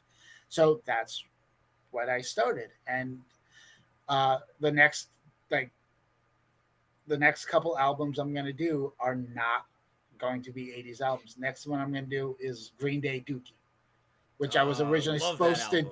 I was supposed to do that months ago, but it was the week that Taylor died from Foo Fighters. So I was like, I can't not do a Foo Fighters now. Yeah. After that, and I haven't even. This is breaking news because I have not announced this yet. I'm going to do an Avril Lavigne album. Okay. Because I also want to listen to more female artists. I think I've done. I've done like 12 out of 60 as female artists, and I'm like, that's unacceptable. So I was like, let me see who else I can do. Well, I was on your episode when we did Hailstorm. Yep. And that was fantastic. And then for Adrian, I'm gonna do a rap album, which again I'm not a huge fan of, but I got a request, and I'm not gonna be like, oh no. So I'm gonna do a Busta Rhymes album. Oh, that'll be fun though. Busta Rhymes is fun. Busta Rhymes is good. Yeah. So I need you to do like a Celine Dion album or something. Okay. Like I said on the very first episode, there's 2 artists I refuse to do. Everything else is game. Bieber and Guar. Everything else is game. Guar's all gimmick. That's the thing. Yeah, and to me, that's not music. That's just you mumbling and screaming with a heavy guitar behind. I was on your episode for Hybrid Theory. Yep. Favorite album of all time. Yeah, Eric. Sorry. I should have been there. Sorry, bud. It's all good. I think that might have been before your time, actually. I think it was. I honestly, I didn't appreciate music until these 3 bands, and it's very odd list of bands, right? Like I enjoyed Busta Rhymes and everything growing up, but I really didn't appreciate music until I heard Incubus, okay, Hoobastank, and Linkin Park. Okay. And those 3 was like opened up alternative rock to me. And I was just like, this is why have I never heard anything like this before? First of all, there's never been a band like Linkin Park. No, that's true. Their genre, they were their own genre that opened up for many other people. Because, and to have 2 different main vocalists was a rare thing. So I think they themselves were their own genre, and many other bands have followed them. That video of Mike Shinoda performing In the End and letting the fans sing Chester's part, that's like, I can't. That like goes. I've never seen that, and I can't. Nope. Yeah, it's a dagger to the heart. Like I'm glad that I watched it, but at the end I was there was a lot of moisture in this general vicinity. You mean in the end? Yeah, exactly. In a lot the of end, moisture, like I was, dude, that one got me. Like that one really hit me. But it was literally it was the song, but without Chester. Yeah, which is why it was so rough. Yeah, like anytime, like losing any member of a band is tough. Losing the singer, I don't know how bands can move on. Yeah, I mean, in some cases, like Nirvana, they don't. Yeah, they're just done at that point. So. Oh, I mean, they turned to Foo Fighters, but pretty much. But yeah, that was all. But like Nirvana as a whole was done. Yeah, Nirvana was done. Okay, so Jeff, I know you're a big Queen fan. Yep. And I've gone on record as saying that I think Freddie Mercury might be one of the greatest vocalists of all time, just Mhm. because of how much range he had. Who are some of your all-time favorite singers, individual singers, like even from a band? Because I'm just gonna list my favorite bands, but just go by the singers because the singer is what makes the band. Right. So I'm gonna say Steven Tyler, Okay. Okay. Billy Joel, Billy Joel. Elton John, Weird Al. Because again, you Love look me at some Weird Al. how many. Again, you were on a Weird Al episode. Mm-hmm. Bad Hair Day. Yep. First When you listen to how many different CD. genres he can sing and sing well, to me, he will never get enough credit for that exact reason. I know, because he does every genre. Yep. He's probably the best performer of our time. I think so, yeah. Yeah. Joe Elliott from Def Leppard. They have a very unique sound, too. Yeah. And I mean, you just look at the history of that band, that they can survive when their drummer loses an arm. Yeah. I saw a meme, and it said, if you're listening to a Def Leppard song and you're air drumming with two hands, you're an asshole. I thought that was hysterical.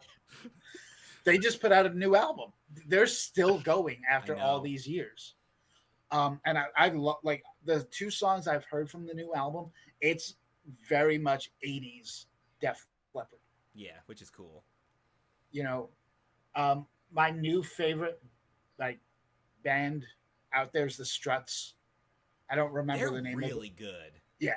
They're actually really good. I really like their sound. I'm a huge, like, if I had to talk about who my favorite, like, artists in the last 10 years, it's going to be the Struts. Yeah.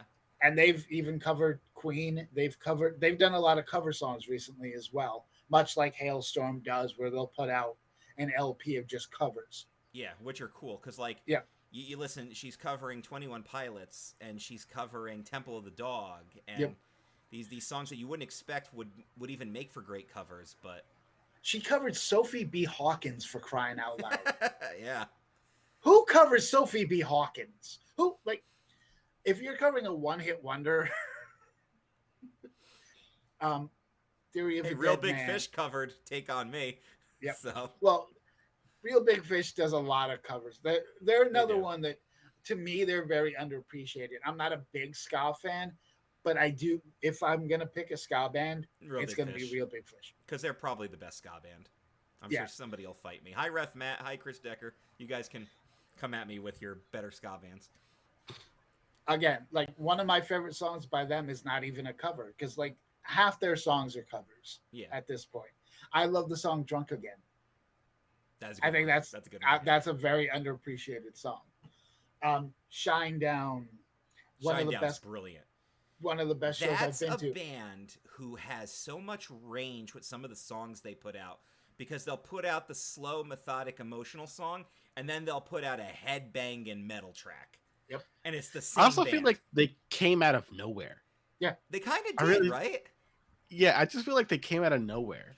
I'm gonna have to give credit where credit's due. They were chosen to be a WrestleMania theme song, and that was my introduction to Shinedown. I'm like, I really like this band. What else have they done? And then I've listened to every album they've ever produced since then. Yeah. So They just put out a new album themselves, so 3 Days There's a Grace, lot of- love a them. lot of great music out there. And again, Garth Brooks. Most people hate country music. I, for the longest time, hated country music, and then my friend Chris got me into Garth Brooks, which was a gateway to pretty much all other country music. Because Yeah. I remember it was right before the Central Park concert that was on HBO. And I remember he's like, "Oh, you're going to love this song called Friends in Low Places." And I was like, that is a dumb name for a song. I was like, that just sounds stupid. And now it's one of my all-time favorite songs. Then you listen to it, you're like, all right, yep, this is a banger. Yep. Damn it. Like, I went through a phase of probably a good 5 or 6 years where all I listened to was country. Tim McGraw, George Strait, Toby Keith, Shania Twain, Dixie Chicks, and then, like, a lot of, like, random. I like this guy named Mark Wills, who most people don't know, but he's also covered a lot of big hits. Like, he does a Brian McKnight song. Okay. He does a cover of Back at One that is almost as good as the Brian McKnight version. He's done a couple mainstream songs that are covers. I think one of my favorite moments about country music, I was in my college room dorm, had the country station on. Song comes on, and I'm singing every word of the song, and I realize I don't even know what song I'm singing. How is this possible? Turns out it was a country version of an Aerosmith song. Okay. They did. Guy named Mark Chestnut did "I Don't Want to Miss a Thing," and I'm like, how am I singing along when I've never? Oh, just because you're so taken back by the different tone of it before you realize until you get to the chorus and you're like, oh shit, I do know this song, just not this version. Okay, here's a hot seat question for you. All right. Well, let's combine music and movies for a second. What movie has the best soundtrack? And why is it Armageddon? Sorry. Armageddon has such a great It has a killer soundtrack. I can't even deny I'm that. gonna go. Well, there's a couple that I'm gonna go with. I'm gonna say Forrest Gump because of how many classic songs are on it. I think that's unfair because it's not like any of those songs are original to Forrest Gump. I love the Empire Records soundtrack. So many great songs off that. The Mask has a great soundtrack. Swingers to me is one of the best soundtracks. Yeah. Sometimes you like the soundtrack more than the movie. No, Swingers to me, I love the movie though. No, I'm just saying in general, like not that example, but like sometimes the soundtrack is so good, the movie you're just like, but soundtrack's good. Yep. And do you have a favorite movie score piece? Because I know what mine is. Would probably be Jurassic Park. That's I think that's one. just That's so iconic that as soon as you hear the first three notes, you can just see the dinosaurs running wild. Yeah, that's not to quote the Weird Al version of it, but yeah, I would say it's probably in my top 5 if I had to pick. And again, anything John Williams, right? I mean, Star Wars, Superman, Jaws, Harry Potter, Indiana Jones. Indiana Jones. The first 3 seconds of the score is all you need to know exactly what you're fucking watching. Yep. My favorite score piece from a movie is the Back to the Future theme. I love another great that soundtrack song in general. So much. Just the chime. I know. Just the chime is all you even need for that. It's got a perfect intro. And and then there's like some of the more modern movies came out with great stuff, like the Pirates of the Caribbean soundtrack for that first movie is just so good. I believe that's Hans Zimmer behind that one. I believe so. Yeah, Hans Zimmer. So good. I mean, even the Lord of the Rings soundtrack is fire. And I bet you Mark Adams will love the fact that we're talking about soundtracks and on movies. Yeah. Well, when he decides to make himself available, Mark, and you're on the show, we can talk about that with you too. So, shout out, exactly. All right, Jeff. I saved this one for last. Please tell us about your third podcast, which was actually your first podcast, and where you got the idea from, because this is the most interesting thing about you. I got the idea from you, actually, because we were originally supposed to do it together, and then you got busy with all the other podcasts, and I'm like, I kind of want to do it because I wanted to get back into podcasting after the breakup of my other podcast. And I was like, listen, Chris, I know we talked about doing this together and you got other things going on. Can I just do one on my own? And you're like, dude, go. Do what you want to do. I'll tell everybody that. And do it. Don't wait for me. Never wait for me. Yep. And so I love doing the, real paranormal talk because there's so many things I want to talk about the paranormal. And last week's episode was one of my favorites to record at a Revolutionary War battle site. And I'm going to continue that on this week's episode because I'm going to talk about my thoughts about it. Since that episode, I didn't cut in and out and talk. And about what happened there that was completely edited out of the podcast. I went and tried to recreate the sound to see if I could. And I haven't listened to it yet, but yeah, I just love everything about the paranormal, and I want to talk about it. And man, I say the word "and" a lot. Do you remember what sparked your interest in the paranormal? It was my godfather. I Okay. remember every time I would go over his house, he would just pull me aside for a couple of minutes and just talk to me about, you know, weird things that he had read about. And it always started with cryptids. And that was my Mhm. introduction to Bigfoot and to the Loch Ness Monster and things like that. And then I remember there was a show on Fox called Sightings in the early 90s. And it was all about weird paranormal stuff. And I just remember being fascinated by that. And then I started to have my own paranormal experiences. I've had several throughout. And again, I've told the story. My first paranormal experience is when I had moved into my house in the early 80s. We had just moved in like a couple weeks ago, and I was up in my room, and I had a brush and a comb just kind of sticking out like this, and I had it that way for like 3 days, and all of a sudden the comb just fell over. I was on the complete opposite end of the room, and I'm like 8 or 9 at the time, so I'm kind of freaking out about that, and I go running down the hall.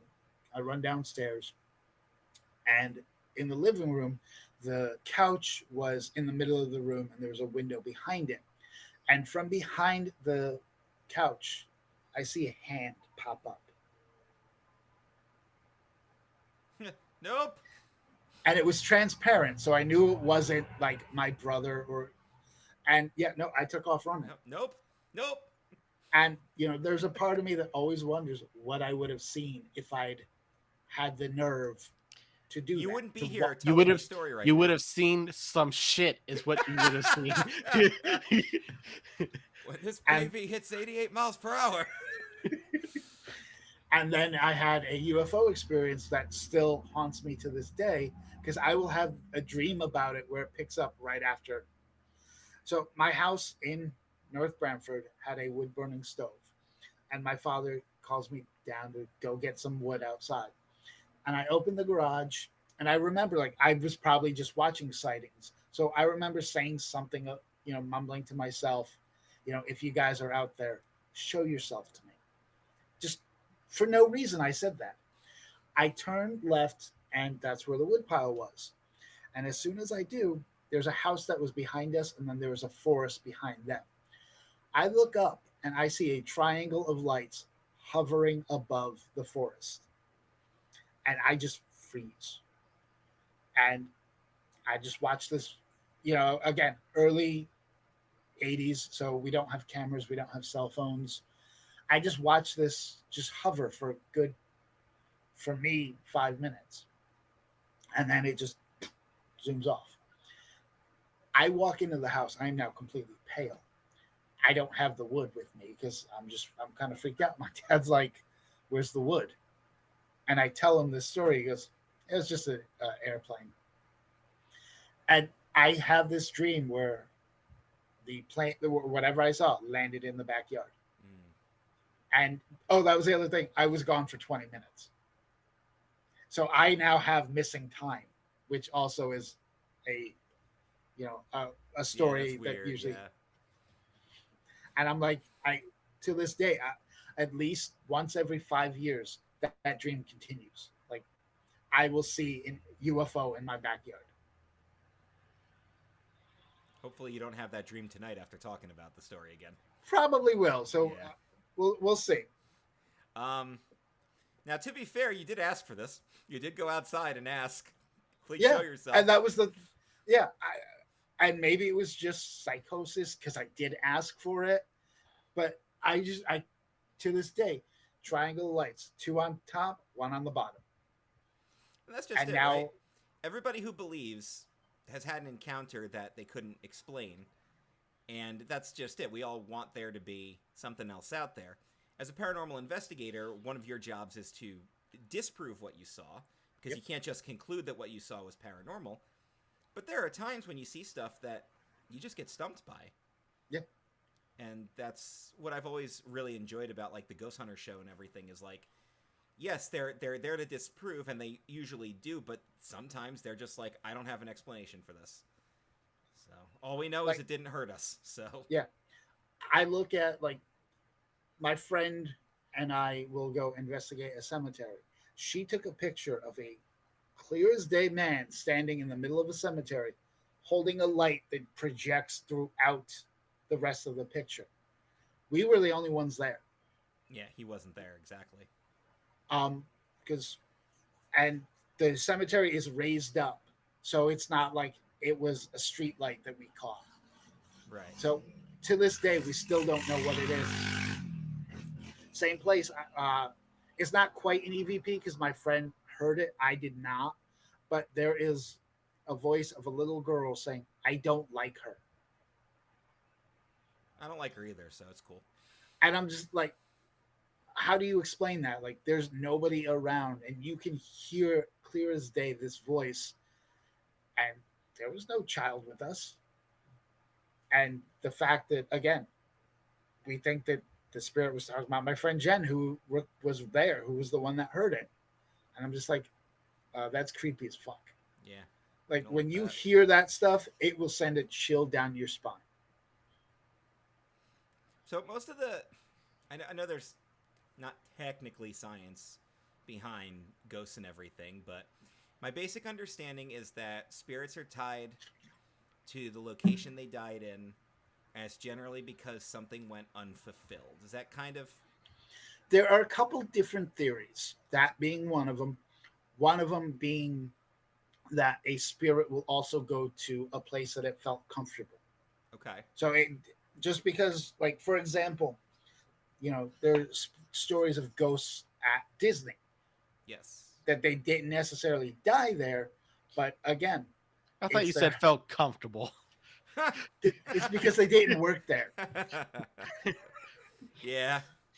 My friend who worked at Spaceship Earth found two ghost children on the stairs going up to the break room of Spaceship Earth. Oh boy. Obviously, they wouldn't have been allowed there.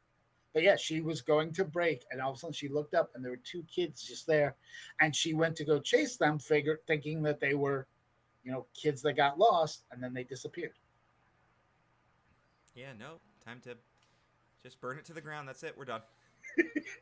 And the first person she seeked out was me because she knew. And I'm like, all right, let me go investigate Spaceship Earth next. Exactly. Well, that's like the thing, right? Is they say that Lincoln haunts the White House, but he didn't die there. Yeah.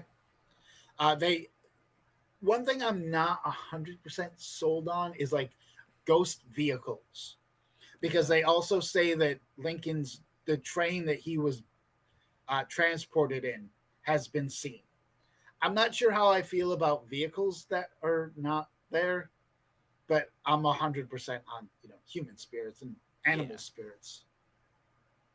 And then like the UFO thing, I mean, the whole thing with extraterrestrial life anyway, and I'm a big believer, is because there's scientific evidence to state that we're probably not alone in the universe. And the reason I say that there's actual evidence is because if you think about the radio bubble, the amount of space around our planet that we've sent out radio signals to, and how small that is compared to the universe. I think my favorite comparison was a ping pong ball on a basketball court.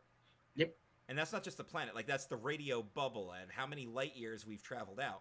We have to find a civilization that's within that bubble that can get the signal, know it's coming from an intelligent source, figure out where it came from, and then send a signal back. Yep. That takes time. So, even if something reached an alien civilization, the odds are we haven't heard from them yet, because if they did send a signal back, it just hasn't gotten here. Or they're like, fuck those guys. Which is more likely. That's probably how we would be, if you think about it. And we're then, like of course, the Alabama of the universe. Right? Which is where aliens always land, because, why not? So would you want to go to New York City, or would you want to go to Mobile? I actually have a popular theory about that. Let's say that extraterrestrial life is intelligent enough to visit us. Are they going to go for a big city where they're going to be spotted, or would they go for the country bumpkin, who they know no one's going to believe their story? Well, there's theories similar to that where, like you said, do you want to go where there's lots of lights and you're obviously going to be spotted? or are you going to go someplace quiet where you can observe? Exactly. I've heard arguments like that. So, and it makes perfect sense to me. If they're really that intelligent, then they've figured that part out too. Yep. And then one of my other favorite theories is that they've already came and visited us and realized how boring we are, and they're just like, well, we can do interstellar travel. Look at these idiots. Yep. They can't even make it past their own moon.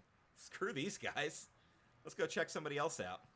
There's an episode of like Star Trek where they're just like, we don't mess with the species because they're not sophisticated enough, and they don't want to interfere or like what's the word I'm looking for? Metal.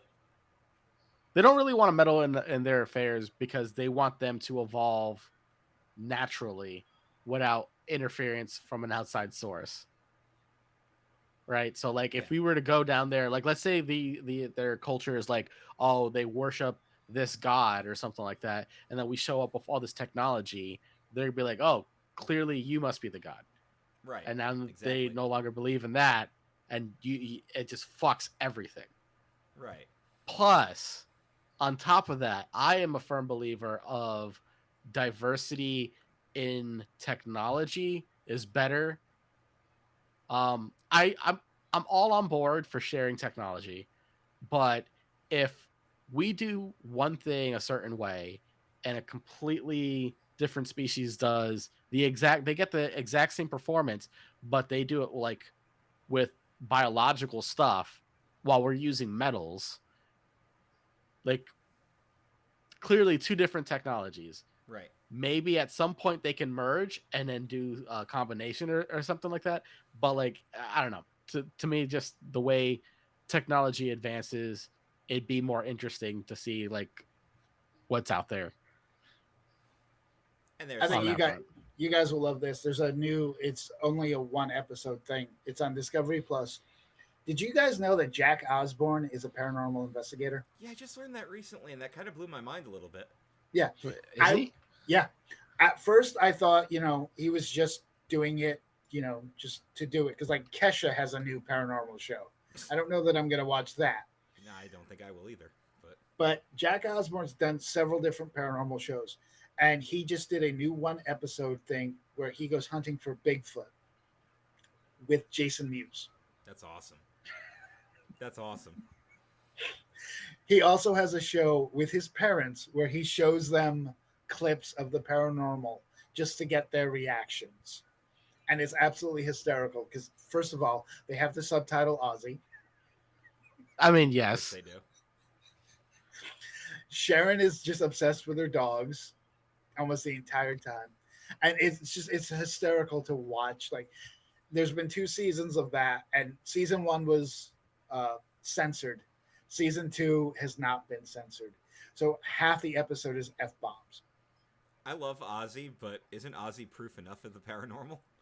And my favorite clip was they were showing this scene where this guy goes into a room and the spirit box says, "Watch out for bats."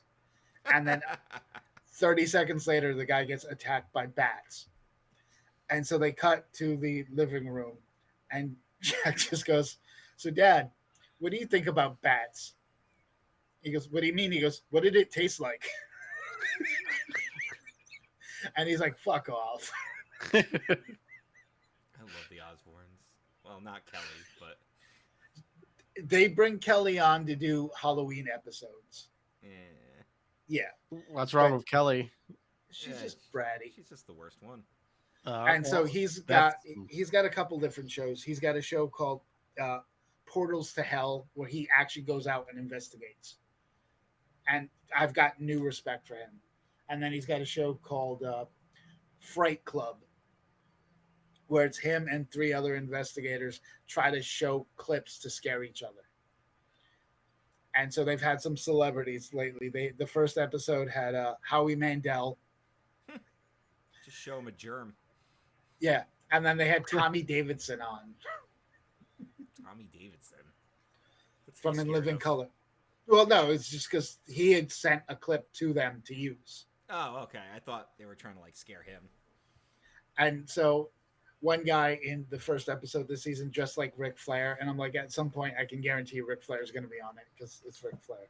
Well, Ric Flair's just scared of his taxes and his ex-wives, so And as well, he should be. the paranormal probably won't affect him too badly. But yeah, okay. So let's talk a little bit about cryptids too. Like we kind of talked about ghosts and UFOs. Cryptids, I don't think get as much publicity anymore because cryptids are usually the ones that are.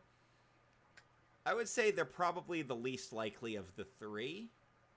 But we do have a very big wilderness. We have discovered tons of new species, like just in the Amazon rainforest alone.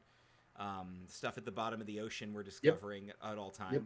So my only issue with cryptids, and it's the same issue I've had, I think I've actually talked about this on your show, was that even if I can believe that Nessie survived and Nessie was alive, Nessie ain't going to be alive for that long. I don't know what the average lifespan of a paleosaur is, but I don't think it's 1 million years or 65 million years. So let's go with this, right?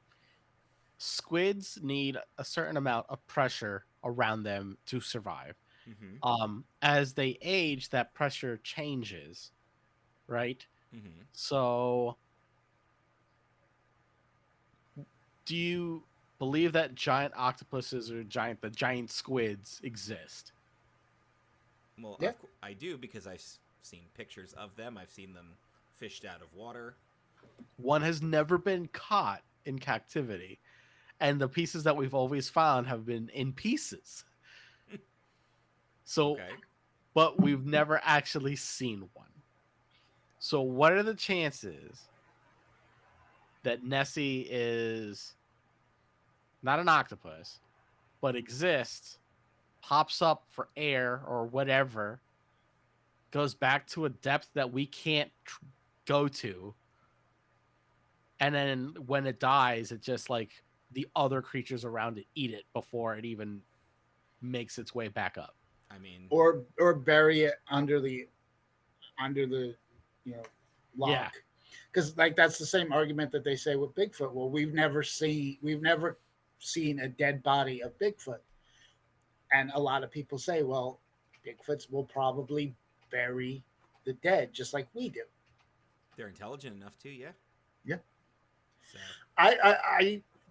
I'm pretty much anything paranormal, I'm 100% in until, it's proven false. Yeah. Like I've said, the only thing I'm not really sure on is like the Slender Man. That I'm kind of iffy on. Just Slender Man just seems like a work of fiction to me. Yep. Like I saw a video that was very convincing, but I also know it can easily be edited. Yes. That's my like I said on a recent episode, that's my biggest problem is how easy it is to fake the paranormal, which I understand you're trying to help by faking it, but you're making it worse. So we actually did a fake paranormal video in college with very simple equipment just to prove exactly that. We shot footage of me walking through the classroom, and then we shot the classroom bare, and all we did was we lined the two shots up together and made the one almost transparent. Yeah. And that was it. That's literally all we did. The simplest, most basic, bare bones ghost effect you could possibly do. And I'm sure it looked convincing. Yeah, and we did it with two shots actually. It was me walking in front of the classroom and then down the aisle, and we interspersed both shots so it looked like I faded out one and came into the other. Again, very very simple to do with a very very basic setup, and that's all it takes to fake the paranormal. Which is why a lot of the footage that these guys would get when it would look too good to be true, they'd be like, "Nope, that's edited. That's CGI." And we can prove it. Because what's one of the first things you always do, Jeff? You recreate. Yep. You see if you can recreate it. And if you can recreate it naturally, then you can disprove it. Well, let me discuss like the sounds that I caught at Nathan Hale Park. I caught something that sounds almost like Vecna's clock. That's the only way I'm going to put it.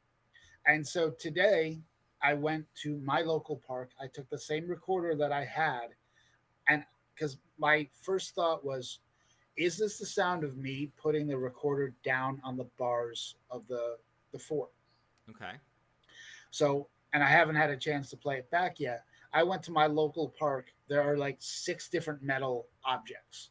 I walked around and put the recorder down on each of them to see if I could recreate that sound. Okay. But I also know that one of the recordings that I caught of this sound effect, whatever it was, you can hear 2 different sounds. One of me putting it down and one that is not. The mystery So, sound. yeah. So I'm not sure what I'm going to find when I do my playback later to see if that's the sound that I caught. But yeah, you want to, the easiest thing to do is to try to disprove it, because if you can't disprove it, then it's paranormal and not necessarily, meaning it's a ghost, it's an alien. Paranormal just means it's unexplainable. Exactly. And I think a lot of people don't pick up on that either. Like, kind of like it's the whole explanation of what a UFO is. Yep. A UFO is an unidentified flying object. Doesn't mean it's an alien. If you're identifying it as an alien spacecraft, it's no longer a UFO. Yeah. But that doesn't automatically mean it's alien. So. Yep. I think that your job as a paranormal investigator is to disprove first. Try to use logical explanation. And I find doing stuff like that almost as rewarding as the actual investigation. Right. Because a lot of it could be peace of mind, too. If somebody thinks their house is haunted and it's freaking them out, and you go in and come out with a perfectly reasonable explanation, you've given them peace of mind. Yeah. They can sleep. Now, if you come back and you're like completely covered in blood, you're like, yeah, no, there's a problem here. So what you hire an do, exorcist. Grab the kids, grab the pets, and go. You're done. Yep. Just go. I mean, yeah. So that's you're right, and that is what a paranormal investigator should do. That's exactly the point. So you've gotten those awesome 3 podcasts, and you record them at your leisure. So, which is honestly the best way to do podcasts. I know people want us to adhere to a schedule. Eric and I are kind of doing that with these Sunday night shows, but I am, because every either Wednesday or Thursday I put out the first 2 main ones. Like I said, the reviews by Jeff is just one of those. If I feel like talking about a movie, I will. Yeah, we have to sit down and watch a movie first to have the content to do that. So yeah, but also think about it. Could you really, like, there's certain movies you could talk about for an hour without having seen it recently. Yeah. Anything Star Wars. Doesn't matter how long ago it's been since I've seen them. I'll talk about them to death. I know within the last year you watched Back to the Future. You could easily have talked about it without the whole even trilogy. Yep. I don't have to watch it to talk about it. Exactly. So there's certain movies that you can watch and certain movies you don't have to watch to just talk. Like when I did my April Fool's one on Clerks, I didn't watch it. I just wanted to just want to talk about Clerks. Yeah. And why it was bad, even though it wasn't. Yeah, exactly. Which was a great episode, by the way. I love that.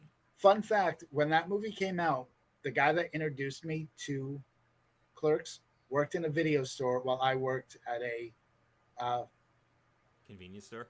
Yeah. Oh my God, that's funny. At least you even though I am more Randall and he was more Dante. Randall is such an underrated character. I didn't appreciate Randall until Clerks 2. Yeah. And then I had to rewatch both of them, and I was like, fuck, man, Randall's the best. You know, that's the last movie I saw at the drive-in was Clerks 2 with snakes on a plane. What a combination that was. The only movie I've ever seen in a drive-thru was the remake of True Grit. Okay. That was relatively recent, wasn't it? Not really. Like within the last 10 years. So, yeah. Well, that to me, that's relatively recent. Yes. Considering most of my favorite movies are like 90s movies anyway, so. I was still in Florida at the time, so. Okay. Yeah, and you left before I did. Yeah, I left in 2013. Yeah. Okay. And then, so yeah, so you got those shows, you got your books. If somebody were interested in one of your books, where can they go to purchase? They can go to Amazon. I also have 2 books where if you special order them on barnesandnoble.com, or I think it's just bnn.com. I have 2 books website. there. Yep. So just put your name in? Yep, just put my name in. A couple other things will come up. Like I've edited a few books, so those will come up. Okay. But yeah. All right. And then I guess the only other book question I had is, do you have any favorite books? My favorite book of all time is One Flew Kama Over the Sutra. Cuckoo's Nest. Damn. Is what? One Flew Over the Cuckoo's No, I Nest. want He them to said hear- Kama Sutra. Oh, he said it so quick I didn't hear it. This is like where I always try to break Chris at least once. Yeah. Oh no, you have to. episode. And you just look at the reaction. Yeah, I know, it's fucking perfect. Anyway, One Flew Over the Cuckoo's Nest. Ready Player One Yeah. to me is a great book. I love Especially right some down of the there. Star Wars books. The Courtship of Princess Leia is one of the better books in that series as well. If you've got a chance to, there's one book, I don't remember which one, where Chewie dies and no, Yeah, I heard about that. They kill off Yeah. Chewbacca. but he's protecting the kids, so he's doing what he was supposed to do. You're gonna go out a hero. Yep. I liked 11/22/63, which is Stephen King's book about the Kennedy assassination, Okay. where a time traveler goes back to try to prevent it, but history fights back. Basically, time does not want him to change that. It's there's a book I like a lot of John Grisham books. He's got a book called Bleachers, which is not the typical John Grisham, because when you think John Grisham, you automatically think courtroom. He's got a book called Bleachers, which is about a high school football team coming back to deal with the death of their coach, and Okay. how he was, he was loved throughout the community, but he was also a massive asshole to the kids and like abused them. And they're like, do we tell them what he's really like, or do we let his legacy be what it is? And it's very different than anything I've read from him. I also started reading a book by him called Playing for Pizza, about a college football player who was good in college, couldn't make it in the pros, so he winds up in like this D League in Italy, trying to make it as a quarterback. That sounds pretty cool. See, I'm big on Ready Player One is definitely my favorite book. I loved the Jurassic Park novel. I have not had I've tried to find it and I never seem to find it. Yeah. But yeah, I want to read that. Well, Barnes and Noble had those collections that they do where they have like the special covers, and they have one where it's Jurassic Park and The Lost World together. Although the Lost World book is, I got opinions on that one, but Jurassic Park book is very good because I'm not gonna say Jurassic Park and Lord of the Rings are the two mediums where I will say I like the movie over the book. It's the only two that I can think of off the top of my head. But the reason is the Jurassic Park book is different enough to still engage you. Has some really dark and exciting scenes that would not have made it to the movie, some very gory scenes. But the reason the book isn't as good as the blockbuster is because while Eric mentioned earlier, they do a great job explaining everything, this book takes it to that paragraphy level. There's a to explain lot one thing. to explain the genetics, and there's a lot of Ian Malcolm philosophical discussions, which are not bad, but they're very lengthy. It's a lot of paragraphs. They take up entire pages, and you're just like, can we get back to the dinosaur action? And I mean, the book has so many scenes that they lifted for The Lost World and for Jurassic Park 3 that never made the original cut. So I always appreciated all that too. The Lost World book is almost completely different than the movie. In fact, other than Malcolm, his daughter, and Sarah Harding, and I think Eddie Carr, who still dies but in a different way. In the movie it's T-Rexes, in the book it's raptors. Every other character is different. And Dodson's the villain. He goes back to the island with his own crew, and they do the main character's death in Lost World, who gets killed at the end of the movie, is how Dodson dies in the Lost World book.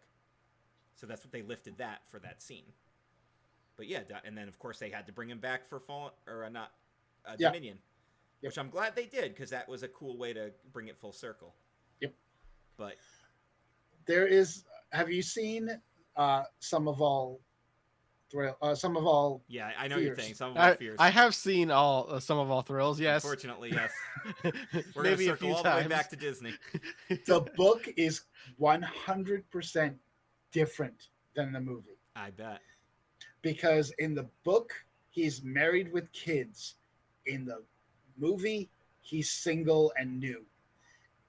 Basically, like, it's so weird how completely different the movie to the book is. Like, even saying that the only thing that is similar is there's a bomb at the Super Bowl.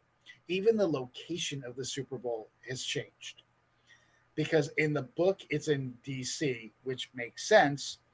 In the movie, one of them is in Denver, and I'm like, they would never play a Super Bowl in Denver. No, they wouldn't. Yeah.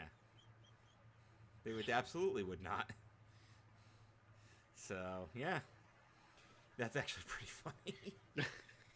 Yeah, and then so you've got your books, you've got your podcast, and you're kind of doing what we're doing. We're just out here living our best life and trying to bring some creativity and some excitement to people's lives here, and we hope we're kind of doing that.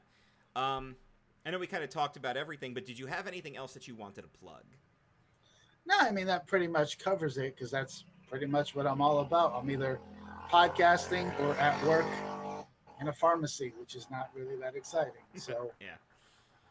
All right. still dealing with the public, and we Yeah. know how great they are. We all do that. Eric, you got anything else you want to plug? That's pretty much it. Sick Minds of Matt and Eric are back. We don't have a schedule set. We're just getting all the bugs out of recording and making sure everything was going smoothly. But probably should be weekly. All right. That's it.